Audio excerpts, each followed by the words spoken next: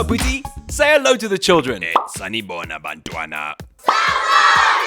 What are we learning today? Mina, wena, bona. Oh, we're learning how to say I, he, she. We're learning about pronouns. Are you ready, kids? Yeah! So, the pronoun for you is wena. And the pronoun for I is mina. The pronoun for she is yena. And the pronoun for he is also yena. The pronoun for they is bona. And the pronoun for we is tina. Now let's use these pronouns in sentences. Abuti, how do you say I speak? Mina ngiyakhuluma blah blah blah blah blah blah blah blah. Now how do you say he speaks? Yena uyakhuluma.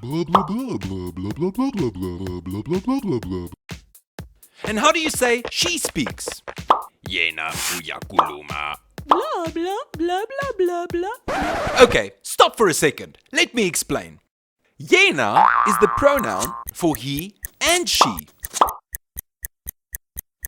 And wena is the pronoun for you. But we can also use the word u for he, she, and you. Are you confused? Let me explain some more.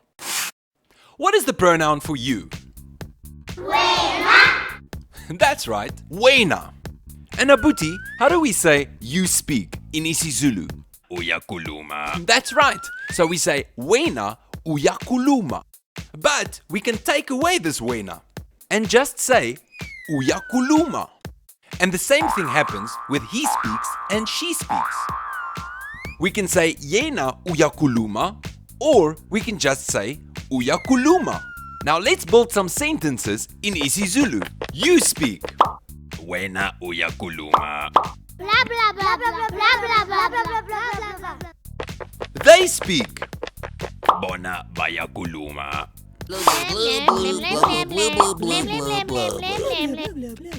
We speak. Tina siyakhuluma.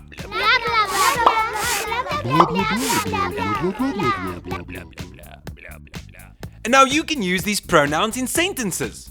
Goodbye, Abuti. Goodbye, kids. See you next time. Blah, blah, blah, blah, blah, blah, blah, blah, blah, blah, blah, blah, blah, blah, blah, blah, blah.